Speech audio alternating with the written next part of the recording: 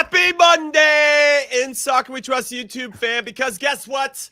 Some of our boys decided to punch back this past weekend with their respective clubs. So hit like and subscribe, and let's get after it. Yes, what is up, everyone? And welcome to Clint Mathis's favorite podcast, In Soccer We Trust.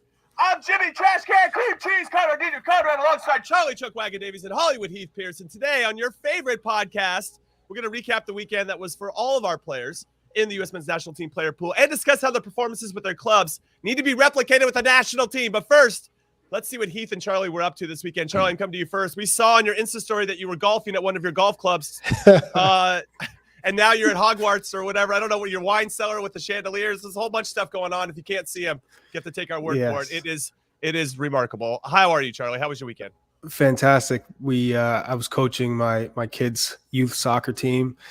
We got the W, but more importantly, everyone was having fun. They're spread out, playing the game the right way for first graders. Let's go. Wait. Hey, hold on. Charlie, how old are they? They're 6 years old.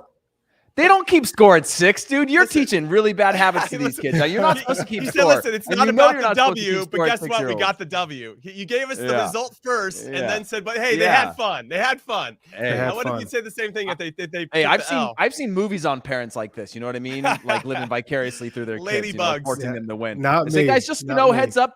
There's no goal. There's no scorekeeping today. And then Charlie's looking at his kids going, damn wrong about that. My kids are keeping score. Not me. You know, I don't care about the score. They're getting candy and treats for every goal they score. So your brother's already in the chat, Charlie, saying you're a terrible golfer. Can you confirm or deny this rumor? I can confirm I am not a great golfer, but I got a chance to go to Old Sandwich Golf Club in the Cape. Incredible place. And I had fun. It's all about having fun. It's not about the result. It is. It's not. No, it's definitely in golf. I agree with you on that. Heath, talk to us about your weekend. Any highlights for you? Yeah, I played in a professional beach tennis tournament this weekend, and because I'm so low, beach tennis. Does the ball bounce on beach tennis? I have no idea what it doesn't bounce. It has to be in the air. It's like kind of like like ping pong. Pickleball bounces. No, that bounces. You guys are saying the same thing as what tennis is. It's like it's just volleyball. I can't even visualize what the hell you're talking about. It's with a small tennis ball and a paddle like racket. And I played in a professional one. Down? So is Matt Turner on your 3 down again? Because I'm so low ranked in the world, I had to go through qualifying, which was horrible. And by the time you get to the main draw after qualifying, you play against these young kids from Venezuela or Portugal or whatever that just absolutely humbled and battered me. But overall, it was pretty fun. So we have a professional beach tennis player now on the pod. I'm a multi-sport out. I'm the Bo Jackson of 2022. Bo Jackson. Stop. He's going to have to get banned again, I think, for the second half of a knowing show. You guys, you're going to say that Matt Turner's Arsenal with that big win this weekend in the North London Derby he's going to be in a 3-up when he just watched it from the front row. You know what I mean? Okay. Sometimes it helps to have great seats. You know what I'm saying? All right. So we weren't the only ones that had a good weekend. We also had some players that did the business. We had Christian Pulisic coming off the bench for Graham Potter and Chelsea as they got a big result against Selhurst Park. He came on, super sub, and got the assist. Conor Gallagher had a lot of work to do to curl it into the back post to get the win 2-1 for the Blues. But this is the conversation I want to have with everybody, and then we'll obviously get into all the players and what they did this weekend. But when Christian picks up this ball on the sideline, he then gets the ball and can run and does successfully through 3 or 4 guys, which is what he does very well. And he touches it over to Conor Gallagher, who then creates some space to hit this shot for the game winner. And I thought it was a deserved assist. It wasn't like an assist to like a one-time shot, which feels like a more traditional assist, but he did a lot of work to set up Conor Gallagher to be in a space to make that happen. So, because I saw some people out there saying it's not an assist. It's an assist, okay? He did a lot of work to get that. Assist. What I want to get into, though, is when I thought about where Christian picked up that ball and started his run, I don't remember seeing that against Saudi Arabia once. And I can't remember. I just can't. He didn't play against Japan, but I can't remember, like, when do we ever get him and supply him the ball on the sideline where he can do his thing and run at people? It always seems like we try to, or he picks up the ball centrally. And that's a problem for me, because that, for me, is when Christian Pulisic is at his best, 20 yards away from goal on the sideline, and just starts to just weave through people because they have to be a little bit more careful on how they tackle him. It's not in the middle of the field. Charlie, go ahead. It seems like you're ready to go. I mean, it's just a broken record is what we've been saying this whole time. Isolated, getting out wide by the touchline. Look at the rest of the players within the Chelsea squad, where they were on the pitch. They weren't all jumbled into one spot. Everyone was spaced out, and they let Christian Pulisic be wide, and he stayed wide. He didn't come inside. He didn't think, oh my gosh, I got to get inside and get on the ball. Yes, when you create that space for yourself, naturally 1v1, you can go to the end line, or you can cut inside, which he did, and still drive forward. And not everyone was coming to him. That was a space that when he's at his best, he takes advantage of. That's exactly what he did. So for me, that's what we need to see with the U.S. men's national team. Is it possible though? Because if we have Anthony Robinson healthy, yes, you don't need to rely on Anthony Robinson. Well, but if our outside backs are the ones creating the width, or our wing backs, no, then that takes away Christian Pulisic. I'm just saying. I know, but if you're Christian Pulisic, if you're any talented winger, you look at the outside back, you go, you can get around me when I come inside, when I need you to create that space. You're another option. Otherwise, you're a left back. Stay there. This is my actually, space. By the way, it's not, and as the resident left back here, guys, because not because I was the best, but because you guys couldn't. They put me there because of how good I was at it. Because you're the only left footer on the podcast. Yeah, relax. That's true. I mean, my left foot is my lesser of bad feet, so they put me there.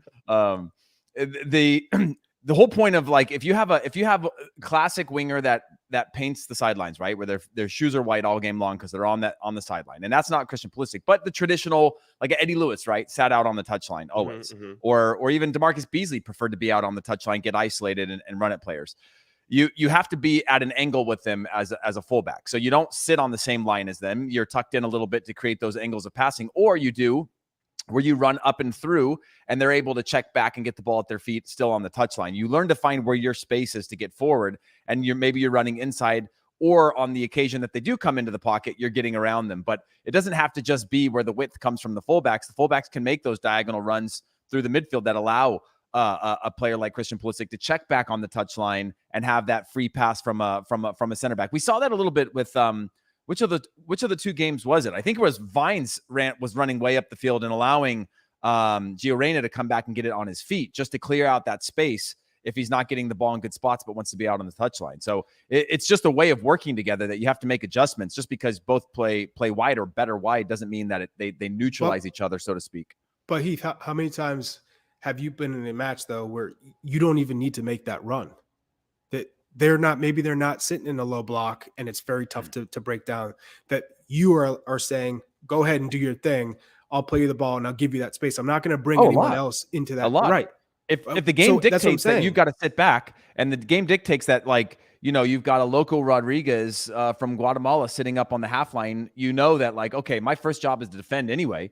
And maybe the game is presenting a situation where you're going to be able to get the ball to him, and the game's going to happen so fast that you're not getting up and around. You don't need to provide the width. They're not sitting in a deep block where you need to create a 2v1 in those situations. A 1v1 is good enough for a player like Christian Pulisic. If he can get him isolated and where he can put his head up, take his first touch at his defender, that's better than any 2v1 scenario that we're going to present with Jedi Robinson. Do you think that, and I love this conversation because it's nuanced and there's a lot to unpack here. I wonder at times, though, and it's a bit of a conundrum, because let's take Japan. And I know Christian didn't play against Japan, but Gio was there and Brendan was there. And we had obviously good attacking options in those winger spots. And sometimes I wonder, was it Japan doing a good job of not allowing us to have that space? Because Gio only had a couple opportunities, especially in the first half, where he ran at guys. And when he did, I remember them being quite successful. Or if we unlocked something on the right side, Dest or De La Torre got out wide, there was space there to be exploited. And then Japan kind of figured it out and we got stifled. We couldn't get to those same areas consistently. So I wonder if it's an opponent or if we, as our system, isn't set up to really make sure that those guys get the ball in some ways. I also want to add, when you think about some of the best players in the world and the teams that they play for, and I'm thinking Messi, it's an easy fallback, but he walks around a lot. And I know that when he walks around, that he's still occupying a lot of attention from a lot of players, right? And so him by walking does help his team defensively because they still have to put 2 or 3 guys or keep an eye on him because if he gets the ball in transition, they're dead, right? They can't go 1v1 with him. Do you think that maybe we're so honest? And I did this with Kansas City when we played with Preki. Like Preki, I don't want the guy to defend because I want him to save all of his energy to go forward. Do you think there might be some value in just saying, hey, Christian, just cheat. Just stay high and just see what the other team does. We don't need you to come back. We're good enough to defend with 9 or 8 or whatever it is, and maybe less depending on the numbers in the transition. Just stay high and see what happens. Make them make a decision now. Let's be in control of the tactics instead of always being reactionary. And I wonder if we have the balls or the courage to actually try that and tell some of our guys just to cheat and hang up out and see what the other team does to react. We don't have to do it for 90 minutes. Nothing's set in stone. The game's fluid. But do you think there's some value there, Charlie? I'll come to you on that in terms of just maybe just like Christian, just stay high, just see what happens. And maybe we can get you the ball in ways that we haven't been able to do that consistently. I think there are times when you can play like that. But I think of myself in terms of how I was defending as a 9, or if I was playing in a 2-striker system. I think in this day and age in the world's game, you cannot play with just 10 players, one player not expected to defend at all. I think every player has some part to play in whether it's shaping the press, whether it's forcing the ball to one side. I just feel at this stage, you cannot play with one player who just refuses to defend, no matter who you are. Unless you're scoring 50 goals a season, then go ahead. But realistically, that's not happening. I think Christian can still find balance in defending and then finding the spots in transition, at least the starting positions, to be ready for the transition. It's not that you have to be actively defending at all aspects of the game. It's when the ball gets by you, it's switching to the opposite side. Now setting yourself up so that if there is a turnover, you're the first option and you're in space. So I think it's about just the starting position of when you're out of the play, when you're not involved in the active defending, being ready for transition, and then everyone else knowing this is the ball we got to play to Christian, to his feet, so he can get going and running at opposing back lines. Because that's when Christian's at his best, when he's in transition and the defense isn't set yet. It's in that position where he can just run at somebody 1v1. He beats that one player. And now the defenders are still recovering. They're not set in a block. That's when Christian's at his best.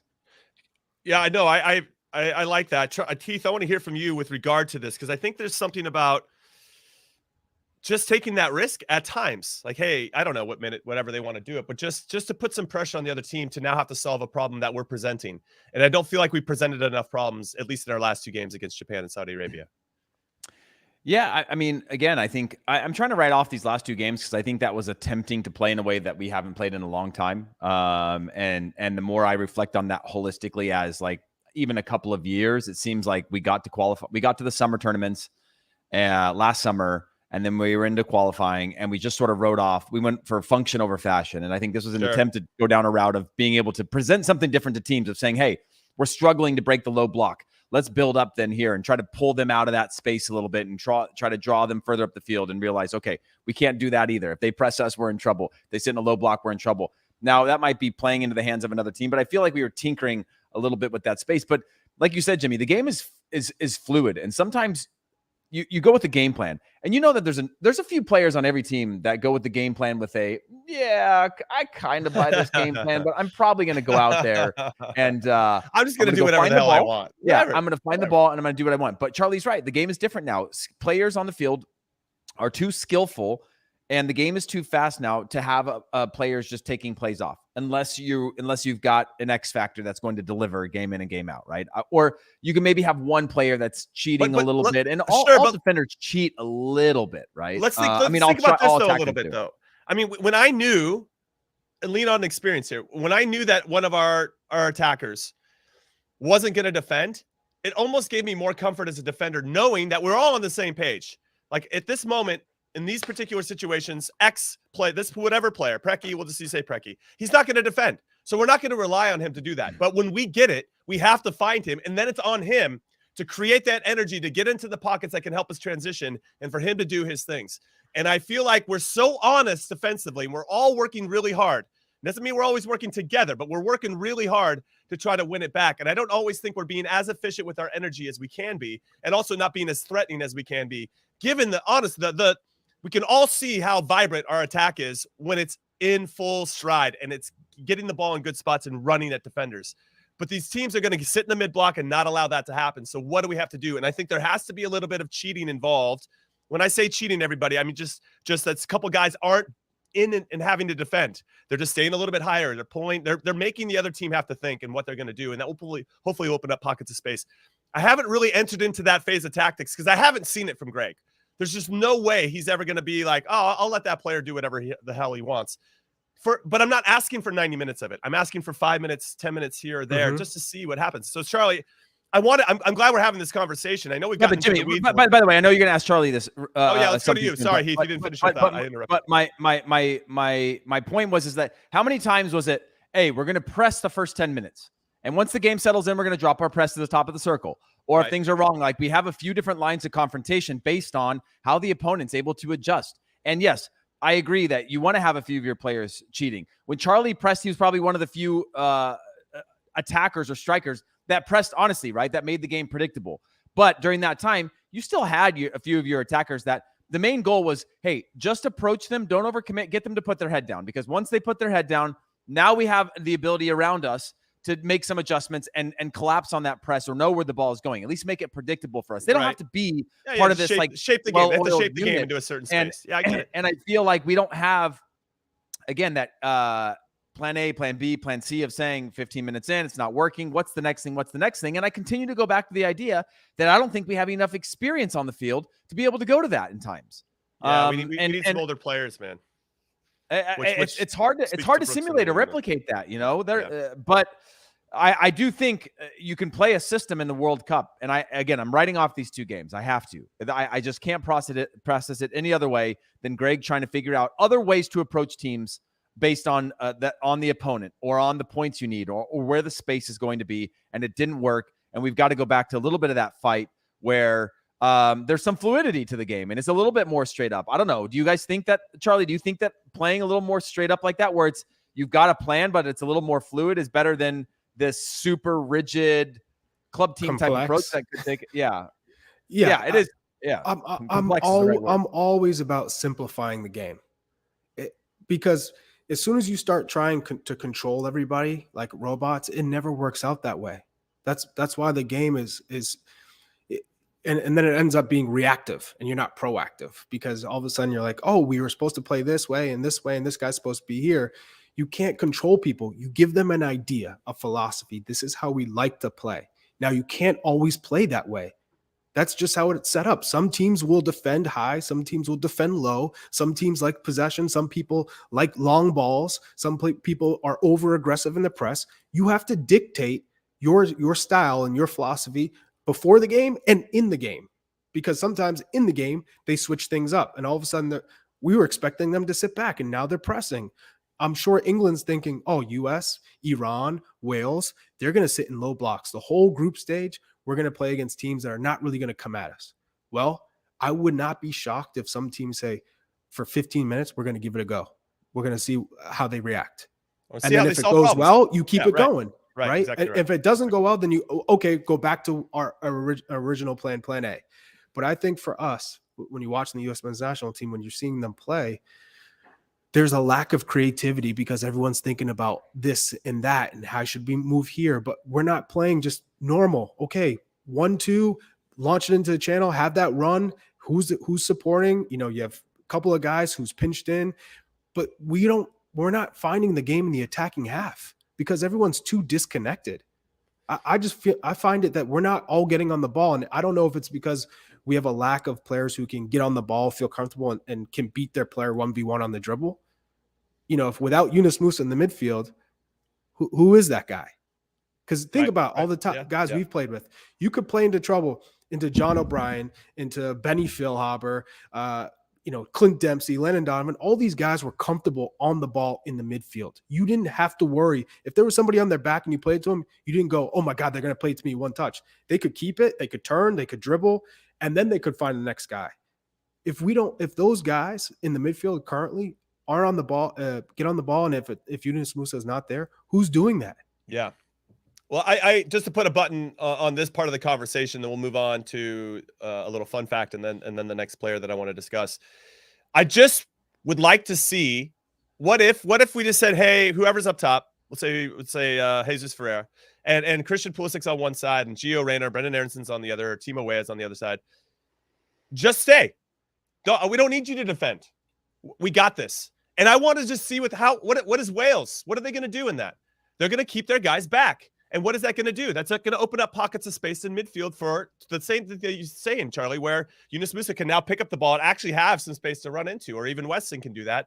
Tyler is obviously pushing a little higher up the field for Leeds. That's a chess game. That's a chess game, though, right? But if we never who's going to win that? If you overcommit, they have to adjust. If they bite or if they overcommit and you don't punish them for their overcommitting and you're leaving players forward, that's it. They've now got the 1-0 and they can now sit back and whatever, right? So it's a little. There is sort of that in a game plan, which me as a fullback always.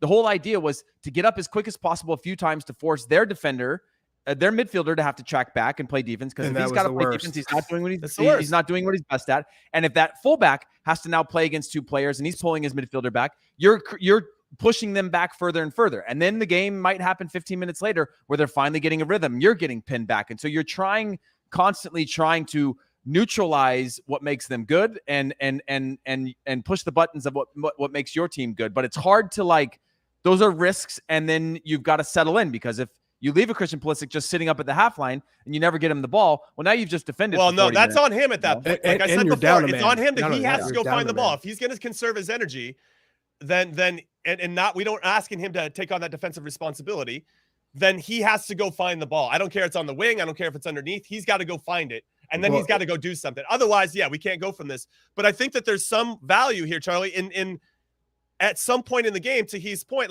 can we do that early? Can we just throw them off? They already have an idea of how we're going to play. Are we going to be that naive and continue to roll out the same stuff? Or are we going to actually try to take some risk with our tactics and be a little bit swashbuckling? You know what?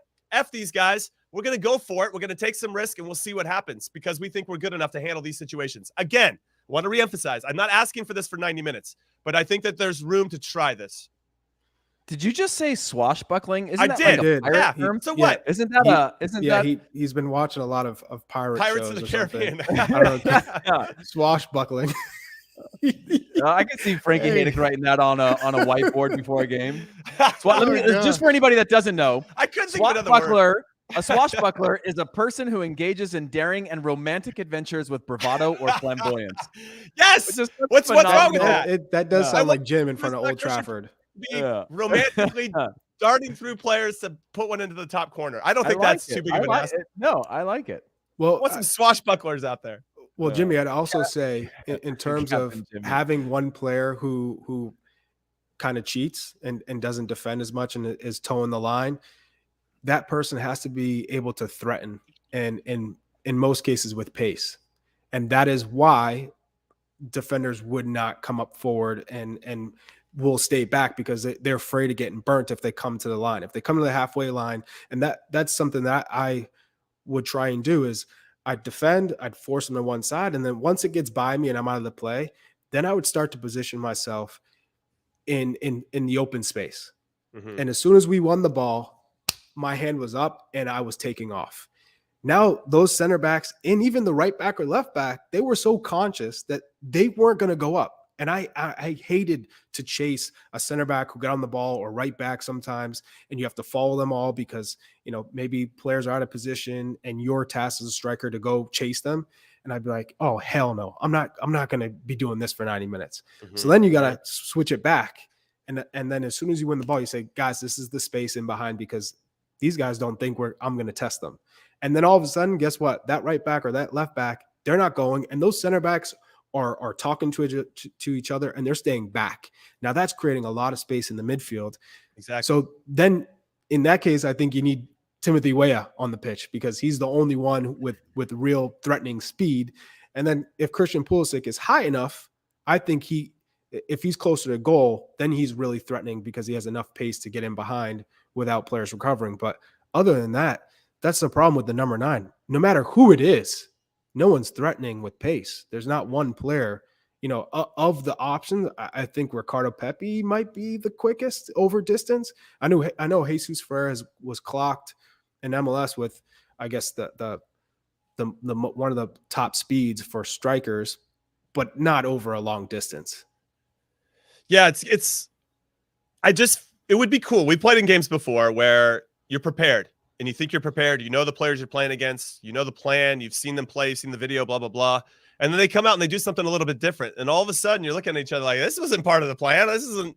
And you got to solve that. And everything that you guys are saying without saying it directly is we need to make the other team feel uncomfortable. And how quickly can we do that in our first game against Wales is going to be a big question. All right, the fun fact that I have for you, this has been a great topic of conversation. I appreciate you two in particular for indulging me in it. Christian Pulisic. By the way, Jimmy said, just to put a button on it, and then dragged us right back into the whole conversation again. No, I think. Yeah, okay. Or a bow. You're either going to put a bow or a button, Jimmy. And you pulled Charlie. You pulled on our heartstrings back in. Right back in. Well, the swashbuckling. You guys were both up for the romantic adventure here. Okay, so Christian Pulisic, 162 minutes in the Premier League, has 1 assist. His counterpart that plays for England, named Mason Mount, has started 6 games, one time as a sub, 483 minutes, no goals, no assists. Maybe just give Christian Pulisic some more time, so he can give it some more Pulisic assists. You know what I'm saying? You like what I did there, Graham Potter? Come on, buddy. You got a big game against Maccabi Haifa this weekend, midweek in the Champions League. All right, let's move on to Ricardo Pepi, because we talked about him a few times, mentioned his name, had a great goal for Groningen. He is the first non-European player, if I'm not mistaken, to have 3 goal contributions in his first 3 games in the Eredivisie. He's got 2 goals and an assist. This one in particular, ball up over the top, and he handles 2 center backs, sends one of them to the weight room, and finds a way to hit the back of the net. I mean, Charlie is our resident number 9. This is kind of what we wanted to see maybe with the U.S., but it seemed like his timing, his anticipation to get into that spot in behind. Obviously, the ball was fantastic to put him in that position, but then he had a lot of work to do to score a very good goal. That's a pretty good sign from Ricardo Pepi. This is the Ricardo Pepi that we thought that Heath was hyping up all those months ago. Charlie, what was the quote that you said when we were talking about it over the weekend? I'm looking through our chat now to see what you had said. Something about the will, like when the will something means more than, you know what I'm talking about? I don't know, Charlie. You were probably drinking. I think I know what you're referring to in terms of just the desire and the will. Yeah. I'll tell you the exact words that you use, but go ahead. When you're talking, I'll find it. What I loved about that goal was it was just a determination. He was not going to lose his duel. He was not going to lose it, and he was going to get that opportunity. Oh, the desire takes you over the top. The desire takes you over the top. You know, and that's exactly what happened. He was pushing himself to make sure he was going to use every ounce of his ability, strength, speed, quickness, and just the presence of mind, knowing where he is, knowing where the keeper is, to finish that off. That's why he needs to play every week, so he can continue to grow. That's why this loan move to Groningen is one step back from the Bundesliga, but that's going to allow him to play. So it'll be 2 steps forward. And that's why he's going to go to the World Cup. He is going to go to the World Cup because he's playing every week. And yeah, his team's not the best. I mean, Alkmaar is good. They're not the best in the Eredivisie by any means. But those are the matches where you learn and you grow and you figure out ways to make an impact in the game. Yes, they lost 4-1, but that's the type of quality I want to see from strikers with the U.S. men's national team. And he's tested and he's pushed. So Ricardo Pepi not putting his head down, we talked about it, didn't really take his chance. He did not take his chance. But he comes back to club and just picks up where he left off and does not put his head down and sulk and go, oh man, I didn't grab my opportunity with both hands and now I'm not going to, I'm going to get in this funk again. No, he kept going. So that's how you earn an opportunity at the World Cup. And I think it demonstrated that if we did want to hit a ball up over the top to him, because there's obviously a lot of talk, Heath, about how good he is when he drops into the midfield and looks to combine, that he does have this tool in his tool belt as well, that he can body some center backs.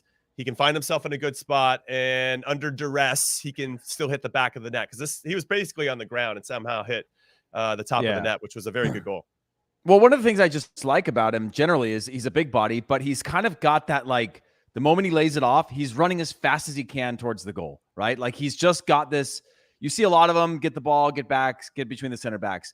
but he's just got this lay it off, get the ball forward, and he wants to go. That hunger is one of the things that I've just liked about him. And granted, it was almost a year between goals for him, but to see that kind of come to fruition now in this brief moment is how I remembered him a year ago, right? That willingness to get in the box, scrap, fight, do like some of those little dirty things that when you're a center back, Jimmy, you probably hated playing against guys that were scrappy, you know, willing to pull your arm down while they're sliding through to score a goal, poke a ball, like those kinds of things where they're just always in and around you. And it's never going to be just a non-contact goal situation where everything's going to be a scrap and a battle. Similar to how, you know, Charlie, you'd posted recently a goal that you'd scored at Hemmerby where you kind of came down shoulder to shoulder on the sideline, end up cutting, driving inside. But there's a lot of 3-4 moments where that defender has an opportunity to make a play, and you're outplaying him in each of those moments to create your goal scoring opportunity. And that's just one of those things that I really like about his game and other strikers that play like that. And that literally came off the press. I was pressing up the center back. He had the ball. He tries to clip a ball. I just get in the way of it, hits my face. I follow it. He tracks me.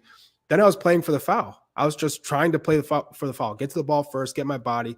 And he makes contact with me, but the ref didn't call. So I bounced up quick and went right to goal. Just thinking quickly and reacting and being aggressive. You know, those are the things that you want to see more of in the striker pool. And I see this comment from Christopher Walken, of course. He says, any other striker in different generations, we'd be looking at Pepi and think, cool, maybe he'd be ready for 2026. But look how desperate we are, man. I'd say no. Look at 2010. We had Robbie Finley, who was playing in MLS. Then Hercules Gomez, who was in Liga MX. Edson Buttle in MLS. We were looking for strikers. And then you fast forward to 2014. You had Aaron Johansson, who was playing at Alkmaar in the Eredivisie. Dude, I forgot about Aaron right? Johansson. So, yeah. I mean, he'd probably be still in the World Cup squad in those other generations too. It's not just because, yes, we're looking at other strikers and there's not one that you'd say, there's not a Clint Dempsey there. There's not a Josie Altidore or myself that, you know, we're leading the lines in 2009, 2010, but he'd still be in consideration. That's for sure. That I know it's not ideal, the striker situation right now, but if Ricardo Pepi continues to play and score goals, he'd be, just like in any other generation, he'd be considered one of the strikers for the World Cup. I think what I love about this sequence, and if you haven't seen the goal, go try to find it. It's online or on Twitter. Groningen versus Azad Alkmaar. You can find it. It's a very good goal. They ended up losing 4-1, but I think what stood out for me, and I want this version of Ricardo Pepi on the U.S., he just had a little bit of what we were talking about before, that hunger, that chip on his shoulder to prove that he could manage that situation, make good decisions, and obviously bring that attack to completion, as Heath likes to say, and finish it off. And so I think everybody would buy in on Ricardo Pepi, even the haters, if they thought they were going to get that version of him in that moment, kind of fighting through it and doing those types of things every time he stepped on the field. I would also add, in terms of World Cup qualifying, he's already shown that he can do it and he's got potential. I mean, away at Honduras, one of the most difficult places to play in CONCACAF, my man came alive and saved us. Let's be real. So he's already shown he can do it. Now, has P-Folk done that? No. Has Josh Sargent done that? No. You could argue. By the way, that was at halftime when people were already saying this guy can't do it. Right. The criticism was there at halftime. Right. And it was like, we need a goal scorer. We need a goal scorer. Second half came about and he came to life. It was under pressure and duress already. It wasn't like he came in and saved us from something. You know, he was given a second half opportunity after a really bad half from the team. All right, we're going to take our first and only break of In Soccer We Trust. When we come back, though, we have plenty of other players to talk about, both on the good and the bad side of things, but we'll obviously focus on the good first. Weston McKennie is next up on our list. Don't go anywhere. The UEFA Champions League on Paramount Plus. 9 months of heart-stopping, hold-your-breath exhilaration. That's brilliant! With more magic and more drama. While the former Bavarian nails the back of the net in Barcelona, an American trades his stars with zebra stripes, and a Norwegian creates sky blue spectacles. Oh, so stream every sweat-soaked second of regulation time, stoppage time, and extra time. Beyond magnificent! This is the best of the best of the best. This is the UEFA Champions League. Stream every match live, exclusively on Paramount Plus. Welcome back to In Soccer We Trust. I'm Jimmy Conrad alongside Charlie Davies and Heath Pearce, and we're excited to continue our recap of the U.S. men's national team player pool and the performances this past weekend after a pretty listless 2 games against Japan and Saudi Arabia. Okay, fine. I'll stop looking back. We'll start looking forward. And one of the players we need to highlight that had a great weekend, I thought, was Weston McKennie and Juve's big 3-0 win over Bologna. He started this game. He had a header in the 13th minute that is nice, because something maybe we haven't highlighted a lot. He didn't score, but got himself in a good spot. Is just we're kind of struggling on set pieces, and as we mentioned before, we got to get good at that, because that's just one of our bread and butters throughout the years. Part of our DNA, being very good on set pieces, and and he's obviously one of our guys. So I want him to continue to be active, especially in the air, because he always seems to find his head on a lot of different opportunities. He does end up getting an assist on Juve's second goal to Dusan Vlahovic, and it was a fantastic cross to the back post, perfectly weighted, and Vlahovic did the rest to head it back across and get the goal. Big performance here, Heath. I'll come to you first about Weston McKennie getting the start, obviously, in a big game, because Maxi Allegri, the manager of Juve, under a ton of pressure, and they had to get that result, and they did, and it was nice to see Weston starting. Yeah, it was amazing. Just the bounce back and the attitude from a lot of the players this weekend was great. And I'm not saying any of them even felt like they needed to bounce back, right? You go back to your club team, you go and you play, or you go with a chip on your shoulder, or you go on the circumstance if you didn't get minutes in the national team. Like, it's not that all these players went back and go, I got to prove to the fans that I can play. But it is a reminder of our capabilities in a World Cup, that if you go back to a lot of the things that made us good a year ago, when we won trophies in the Nations League and we won the Gold Cup, it wasn't, none of us were sitting here talking about, well, the U.S., when they spread out Mexico and they were able to break them down and triangulate through the midfield and then whatever, there were moments of that. But by and large, it was like fight, scrap, get your chances, smash and grab, and show a little bit of that fight. And I think that's a really important thing for us to be able to default to. And when you look at somebody like Weston McKennie able to deliver that, yes, we're going to continue to want him to be better in the build-up and be more connected to the attack and show that he can do more over 90 minutes. But if he can bring those types of moments, I always go back to, look, Landon Donovan is one of the greatest players to ever play for the U.S. national team. But I remember specifically playing in big games in Central America where Landon Donovan didn't want the ball anywhere near him. And then when that moment would come where he'd have to come in the 80th minute or 81st minute and the ball would come back to him in the box and he was able to put that ball away, you knew that's why he was on the field, right? Other games he could take over, he could run at players, he could do everything. From a gifted standpoint, unbelievable. But there was a lot of games that I remember playing with Landon that he wasn't the guy that we gave the ball to and he could take over in those moments. But he delivered on the big moments. And he had both of those. Other games he could take over, like I said, because before anybody attacks me for that. But I just remember that being a huge deal of somebody that even if in the flow of the game, they have that X factor where they can deliver massive moments for the team. And Weston has that. And we need to be able to get into positions and deliver balls into positions that can allow somebody like that to deliver in tough moments. I think with Landon, really quick, because I played with him too, both for club and country. Sometimes he didn't want the responsibility. Like he didn't want that responsibility. Like, oh man, I got to be the guy again today. Like we're not good enough that you could just kind of feel that was his energy. But then to your point, all of a sudden he'd come up with some magic, and you're like, all right, it's all good. We're good. Thanks, Landon. Appreciate the 3 points there. Now, Charlie, let's get back to Weston McKennie. Juve was in a 4-4-2, and McKennie wasn't central. He was out wide right, which is probably why he found himself in a channel to hit up cross to Vlahovic. They had Rabiot and Locatelli, who are both coming back from injury, in the middle of the field. I think it's interesting to have McKennie wide right, and he still found himself in the middle of the action, and I think that allows him maybe to take some risks in ways that he can't, because if he's central, to get back to our conversation before the break, if we wanted a player to cheat, and maybe we want it to be McKennie at times, which we won't because he plays centrally for us. But if he was out wide or a little wider, he's a great guy. He's got I think he's good at sniffing out potential opportunities of when to cheat and how. I just don't. Right. I'm just right saying they have wing. him out wide right. Yeah, I just thought it was worth discussing. Yeah. And just, I wouldn't think that'd be great for him for the U.S. men's national team to play him wide right. Well, they're in a 4-4-2 as well. So that has to be taken into consideration. What I would say is that goal was also in transition. I mean, he had a lot of space and he was busting out down the right wing. He can still do that from his midfield position with the U.S. men's national team. And again, he's stronger on the right side, kind of similar to what Serginho Dest would be on the right side, not on the left, because you got to rely on yourself to cut back inside. Weston has been able to be so productive with Juve when they win the ball and he can just get forward, or they win the ball and he's streaking from a deeper position into the box. And because it gets played around and then cut back, he's there for a tap in. Very good with his timing. I mean, one of the best players that I've seen in his generation when it comes to timing, whether it's in the air or his timing in the box, just his arrival is usually at the perfect moment, and he capitalizes. So when I'm looking at the U.S. men's national team now, I'm just thinking of grinding and the different ways that this team can win. They can win off of set pieces. They can win off of individual brilliance, whether it's Weston McKennie arriving in the box late and, because of Christian Pulisic's 1v1 ability, similar to what we saw with Conrad Gallagher with the Chelsea goal, being able to find that. We can win off of Christian. If he's wide right and dribbling and off the dribble, he can create those moments. Timothy Weah just getting in behind. Gio Reyna, we've seen what he can do in open space. We have those players, but rarely do we see them in those moments because of how jammed they are in the way that they play this game in this system.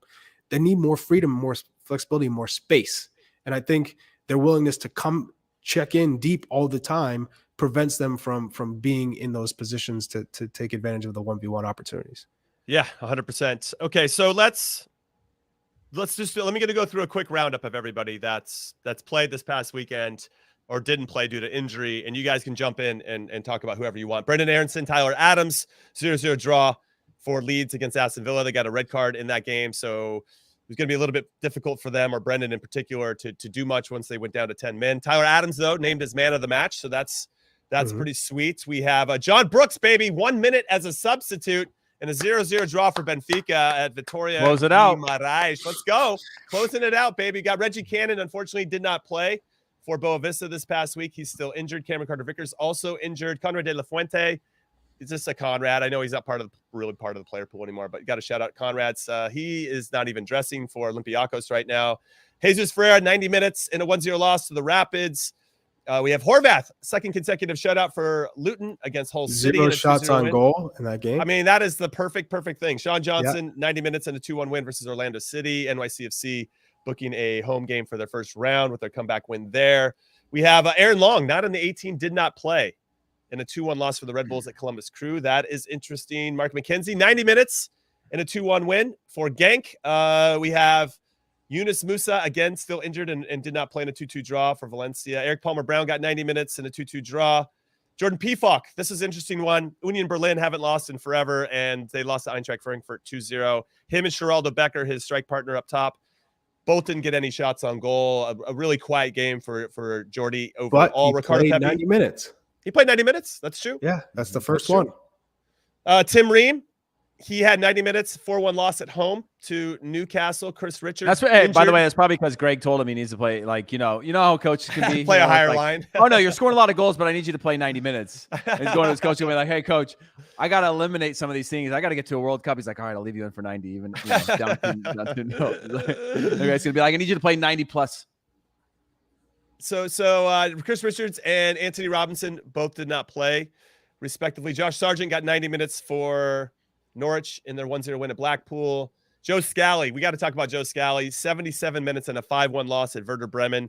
He did not look good. In particular, he got beat and maybe could have helped in a couple different areas. This is probably the worst performance I watched this one. I'm like, okay, we talked up Joe Scally. I'm going to make some time to watch him against Werder Bremen away from home. And he did not look good. I don't know if you guys caught any of this game or saw the highlights, but it was not Joe Scally's finest hour, and that's a little bit disappointing. Obviously, he's trying to break in. Another player that disappointed, Zach Steffen, 1-0 loss to Coventry, who had not yet won in the championship, and Middlesbrough ended up firing their coach, so I don't know what that means for Zach Steffen's future. He did have a play where he came off the line or out of the box and cleared it right to the guy, and the guy could have chipped him and just hit it wide. Now I still think chipped him. He should have got him, and he didn't. He had the whole goal. He had plenty of time. 40 out. Yeah. So that's disappointing. Big news, though. Timo Weah, back in the 18 for Lille, did not play, though, in their 2-1 loss to Lorient. And Walker Zimmerman got 90 minutes for Nashville, but they lost 2-1 to Houston Dynamo, and penalty called on him. A little unfortunate, hit his hand. But no, the foul was for the kick. He kicked him first. Yeah, I thought it was a handball. No, he fouled Corey Baird. All right. So, but Walker got a goal back. So I guess he evened out his own mistake in some ways. But Nashville had a good run up until that point. 4 wins and 2 draws leading into this game, but might be stumbling into the playoffs. So that's pretty much it. Sammy Vines got 77 minutes in Royal Antwerp's first loss of the season. They lost 2-1. Anybody you want to jump out? Anybody what you guys want to talk about? Charlie, I come to you first. I think I missed some people. No, I mean, Junior Dest got 15 minutes for Milan in their 3-1 win against Empoli. Did you bring up Sam Vines? I just did. Sammy Vines, yeah. Eric Palmer Brown. Kellen Acosta got an assist. LAFC, congratulations to them for winning the Supporter Shield. They've now booked a ticket for the CONCACAF Champions League as well. But yeah, a lot of good performances. Overall, Paul Arriola suspended, not in the 18 in FC Dallas's 1-0 loss against Colorado. I think I got pretty much everybody, but Kevin Paredes got minutes. That's right. And, big news on that. Luca De La Torre, I think you mentioned him, but he played 20 which is minutes. Always a bright sign and somebody that we sort of wrote off as like, hey, he is who he is, because probably not much is going to change before the World Cup. And, it's a decent amount of playing time. James Sands, Malik Tillman, and both those guys got subs appearances. So Sands not starting right now after kind of a poor run of form, and Malik Tillman not starting either. You talking about Tim Ream? Yeah, I did. I just mentioned that he lost 4-1 to Newcastle, and that's the most goals that they've given up so far in one game this season. So I don't know. I don't know who you guys want to jump into, but for me, the big conversation piece was just kind of like for the guys that were having success this particular weekend, how do we kind of make that work? Or that's terrible word choice, but how do we swashbuckle? How do we swashbuckle that into our national team, and so they can start to really play to their strengths, and that's going to be a big challenge for us. I guess the 2 players that stand out to me this weekend would be. You want to go 3 up, 3 down on the weekend? yeah. Matt Turner isn't up. I knew you'd do that. Tyler Adams and Ricardo Pepi. Those are the 2 players that come to mind. I mean, Leeds were outplayed by Aston Villa because Aston Villa switched up their tactics and really disrupted the way Leeds played. Slowed the game down, didn't make it, north and south. They didn't get stretched. But Tyler Adams was what really kept the Leeds together. And that's because of his work rate, his ability to cover, read plays.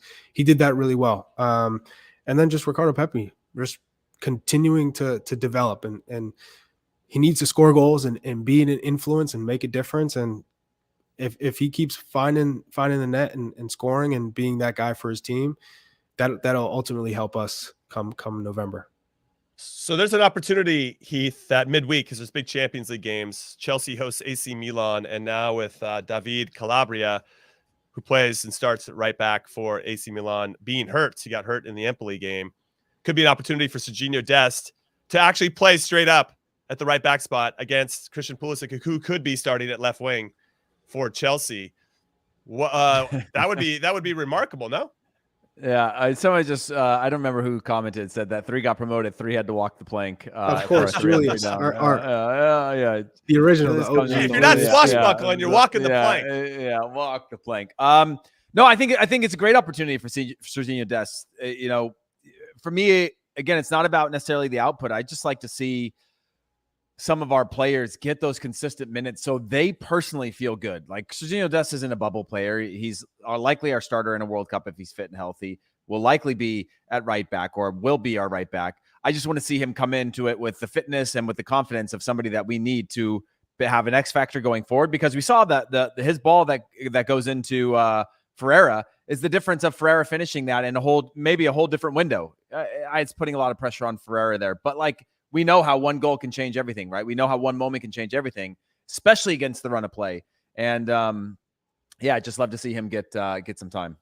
Okay, well, speaking about the Champions League, Charlie, we have Rangers traveling to Anfield to take on Liverpool, so it could be an opportunity. I think Sands is pretty much out of the conversation, but good for Malik Tillman potentially to say, hey, listen, I know I didn't play well against Celtic in the Old Firm. I didn't do well against Ajax. But prior to that, I was actually pretty influential against PSV. I know I can show up against this type of quality. Liverpool, a little down and out right now after their 3-3 draw with Brighton. And it's really not a great start to the season for them as they try to incorporate Darwin Nunez into it and obviously the loss of Sadio Mane. But so there's that conversation to be had. We have Chelsea, AC Milan, which we talked about. Juve, curious to see if Weston McKennie gets another start against Maccabi Haifa. And then Benfica hosts PSG. And this is kind of the last hope. This is all the John Brooks fans out there going, if he can start in this one and can hold this incredible attack from PSG and get Kylian Mbappe and Leo Messi and Neymar in his back pocket, would that be enough for you? Can we just have a hypothetical for 2 minutes on if John Brooks starts this game and owns PSG in that front three? Why wouldn't you make him part of the roster at that point? I mean, that's pretty much what everybody's looking at in this particular moment. And then Borussia Dortmund is away to Sevilla. Gio Reyna is supposed to start. He's still hurt. So those are pretty much our only representation in the Champions League at the moment. I know that we have Josh Cohen, who plays goalkeeper for Maccabi Haifa, but let's talk about John Brooks really quick. You think it's done? Doesn't matter. Even if he's got Kylian Mbappe, everybody in his back pocket, doesn't matter. Anybody. I've seen some really average players have unbelievable games, Jimmy. And I'm not saying he's that, but I'm saying that's a lot of we are creating multiple layers of speculation, and then the result of that speculation that I think is even then it's still hard to see Greg being like, shoot, I didn't know we could do that against Mbappe. Let's bring him. Yeah. No. All right. I listen, everybody that's listening or watching, I asked these two to dance. It's personal. It's still personal. They both turned me down. They didn't want to dance. They didn't want to dance. It's just personal. I think it's on a level that's personal there. That it's not about playing or not playing. I think it's a system based, and there's another layer to that I think we're missing still as well. All right. Final thoughts then. Charlie, I'm coming to you. Any final thoughts for us on this Monday show? And just to remind everybody, we got 2 more shows for you this week on Thursday and Friday, respectfully. We're going to be having a special guest coming your way like we always do, so make sure you fasten your seatbelts for that. But we're not going to tell you who it is. You got to wait and come back and find out. It's always part of the tease. All right, Charlie, final thoughts. Yeah, final thought. Shout out to Julia C in the comments. YouTube, you are killing it. Comments of the day. The swashbuckling from Jimmy, you're just handling, you're swaddling it back to him. So love it. Keep it going. All right.